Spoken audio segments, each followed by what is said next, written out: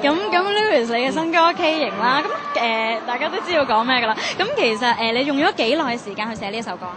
其實一個下晝寫完。哇！咁啊，即係當曲咯。咁詞就都有諗咗2-3日嘅。都係犀利喎！咁短嘅時間就寫到一首咁動聽嘅歌。咁啊，跟住你第一次聽呢首歌，你有咩感覺？我覺得佢好犀利啊！即係因為有好多歌詞係回應咗我老闆咧周博賢寫嘅幾個歌詞咯。即係我覺得諗到好刁鑽嘅歌詞已經好叻㗎啦，仲要喺即係短短幾句歌詞度回應人哋嘅歌詞，咁我覺得佢都係即係有幾有天分啊！好 appreciate。係啊，覺唔覺得好 touch 啊？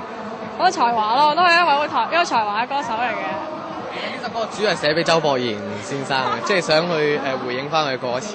咁佢都係好中意，我都好開心，多謝佢。咁啊 K 啦，你出名係一個高音王，你平時點樣 keep 住靚聲咧？平時其實我冇㗎，但係就我覺得個人咧，如果 keep 住成日都即係生活健康啊，飲多啲水啊，瞓覺正常啊，咁都應該冇乜大問題嘅。咁 Louis 你咧點樣 keep 住把靚聲？其實基本上身體健康好緊要，即係基本上身體健康啲聲就 O K，同埋唔好食咁多煎炸嘢啊、辣嘢咯。咁我呢啲都好少食，即係錄音前就唔會食咯。咁但係即係如果見到成個禮拜唔使唱歌，咁都食少少，但係即係唔好食太多。我想問下你咧，你屋企係咪好多眼鏡㗎？係㗎，屋企有冇數過有幾多副？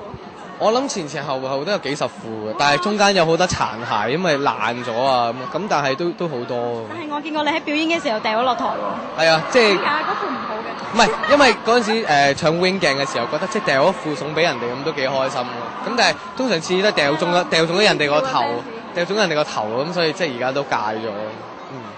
咁你哋咧，除咗大家都熱愛音樂之外咧，你覺得大家仲有咩共同嗜好啊？咁樣咧，譬如中意打機啊，或者中意係咯影相啊。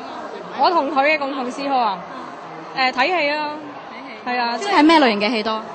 基本上咩戲都睇嘅，最中意睇嘅我諗都係開心嘅戲咯，會多啲。最近期睇嘅一出戲係咩？最近期睇嘅唔開心嘅係Munich 咧，慕尼黑啊。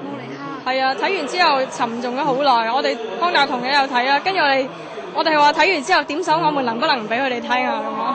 咁係咯，咁我哋有好多新人都係好中意一齊約埋去睇戲啊咁。咁除咗阿 K 講嗰啲，你覺得仲有咩共同嘅嗜好啊？共同嗜好我諗係養狗咯，即係大家都有養狗，咁變咗大家都好中意即係幾中意小動物嘅，咁即係成日都會去即係睇下點樣養狗會好啲啊！即係有啲咩食物對佢哋會好啲啊咁樣。你中意咩類型嘅狗多啊？